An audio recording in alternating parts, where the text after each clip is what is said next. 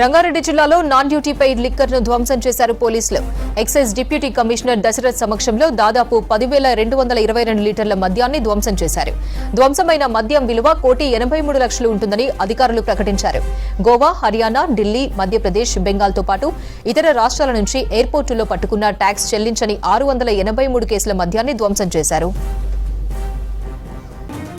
రంగారెడ్డి జిల్లాలో non duty paid liquor ను ధ్వంసం చేశారు పోలీసులు. ఎక్సైజ్ డిప్యూటీ కమిషనర్ దశరథ్ సమక్షంలో దాదాపు 10,222 లీటర్ల మద్యాన్ని ధ్వంసం చేశారు. ధ్వంసమైన మద్యం విలువ 1,83,00,000 ఉంటుందని అధికారులు ప్రకటించారు. గోవా, హర్యానా, ఢిల్లీ, మధ్యప్రదేశ్, బెంగాల్తో పాటు ఇతర రాష్ట్రాల నుంచి ఎయిర్పోర్టుల్లో పట్టుకున్న ట్యాక్స్ చెల్లించని 683 కేసుల మద్యాన్ని ధ్వంసం చేశారు.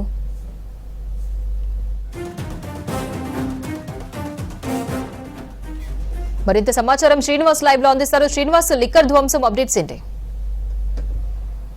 అపర్ణ, ఈరోజు దాదాపుగా 2 కోట్ల రూపాయలకు సంబంధించినటువంటి సుంకం అంటే పన్నులు చెల్లించాలన్నటువంటి మద్యాన్ని ఎక్సైజ్ శాఖ అధికారులు ధ్వంసం చేశారు. రంగారెడ్డి జిల్లా ఎక్సైజ్ శాఖ డిప్యూటీ కమిషనర్ దశరథ్ ఆధ్వర్యంలో ఒక టీం అంతా కూడా ఈ మద్యాన్ని ధ్వంసం చేసింది. వాస్తవానికి ఇదేంటంటే పన్ను కట్టని మద్యం, అంటే ఇతర రాష్ట్రాల నుంచి తెలంగాణ రాష్ట్రానికి తీసుకువస్తూ, అంటే పరిధికి మించి, ఇప్పుడు గోవా ఉంది, గోవా చాలామంది వెళ్తారు, గోవా నుంచి తెలంగాణ రాష్ట్రానికి వచ్చేటప్పుడు అవి 2 బాటిల్స్ 3 బాటిల్స్ పర్మిషన్ ఉంటుంది. అది కాకుండా అదనంగా తీసుకొస్తున్నప్పుడు ఖచ్చితంగా తెలంగాణ రాష్ట్రానికి సంబంధించినటువంటి ఎక్సైజ్ శాఖ అధికారులు ఆ మద్యాన్ని పట్టుకుంటారు. అట్లా వివిధ స్టేషన్లో మొత్తం దొరికినటువంటి మద్యాన్ని, ఇట్లా అంటే సుంకం చెల్లించినటువంటి మద్యాన్ని మొత్తం కూడా సీజ్ చేసిన తర్వాత ఈరోజు ధ్వంసం చేశారు. దాదాపుగా 686 కేసులు, అంటే దాదాపుగా 88,000 బాటిల్స్ అని లెక్కేసుకోవాలి.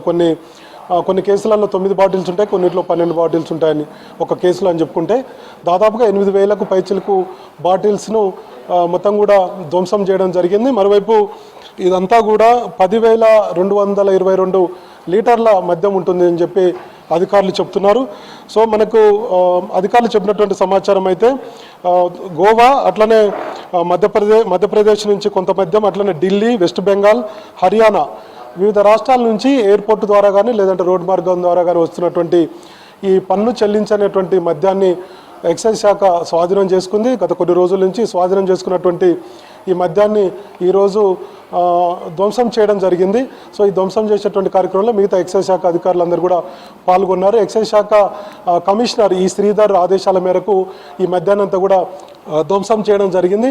అయితే మెయిన్గా ఏంటంటే టూరిస్టు ప్రాంతాలకు వెళ్ళినప్పుడు మద్యాన్ని ఎక్కువగా తీసుకొస్తున్నప్పుడు అధికారులు, ఎక్సైజ్ శాఖ అధికారులు కూడా చెక్ చేసి పట్టుకుంటుంటారు. మనకు ప్రతిరోజు వార్తలు వస్తూనే ఉంటాయి. సో వీటన్నింటినీ మొత్తం కూడా ఉన్నతాధికారుల సమక్షంలో వీటినంతా కూడా ధ్వంసం చేయాల్సి ఉంటుంది.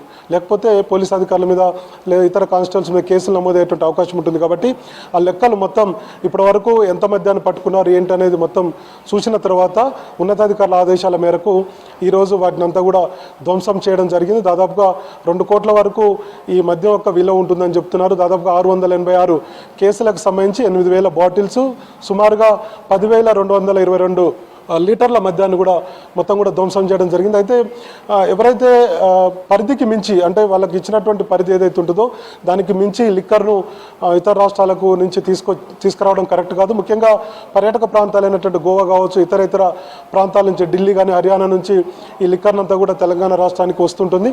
సో ఎక్సైజ్ శాఖ అధికారులంతా కూడా వాటిని చెక్ చేసి పట్టుకొని ఈ విధంగా ధ్వంసం చేస్తుంటారు. మొన్న 2 రోజుల క్రితం కూడా గంజాయి దాదాపుగా 5,000కు పైగా కేజీల గంజాయిని కూడా అధికారులు ధ్వంసం చేశారు. సో ఇట్లా పట్టుకున్నటువంటి ఎక్సైజ్ పోలీస్ స్టేషన్లలో ఉన్నటువంటి స్వాధీనం చేసుకున్నటువంటి మద్యాన్ని కానీ డ్రగ్స్ కానీ ఈ విధంగా ధ్వంసం చేస్తారు. ఈరోజు 10,222 లీటర్ల మద్యాన్ని ధ్వంసం చేయడం జరిగింది. సో కాబట్టి చాలా ప్రజలకైతే విజ్ఞప్తి చేస్తున్నారు ఎక్సైజ్ శాఖ అధికారులు, మీరు పరిధికి మించి కానీ లేదంటే ట్యాక్సీ కట్టని మద్యాన్ని తెలంగాణ స్టేట్లోకి ఎట్టి పరిస్థితుల్లో అనుమతించేది లేదు. కాబట్టి ప్రజలు జాగ్రత్తగా ఉండాలి.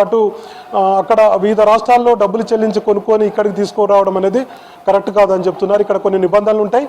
ఆ నిబంధనలకు లోబడి మాత్రమే మద్యాన్ని తెచ్చుకోవాలి తప్ప ఇష్టారాజ్యంగా మద్యాన్ని ఇతర రాష్ట్రాల నుంచి మన రాష్ట్రానికి సప్లై చేయడం కరెక్ట్ కాదనేటువంటి విషయాన్ని కూడా ప్రజలకు చెప్తున్నారు. సో మొత్తానికి ఈరోజు ఇందాక మనం చెప్పినట్టుగా దాదాపుగా 2 కోట్ల రూపాయల మద్యాన్ని అయితే ధ్వంసం చేయడం జరిగింది. అపర్ణ.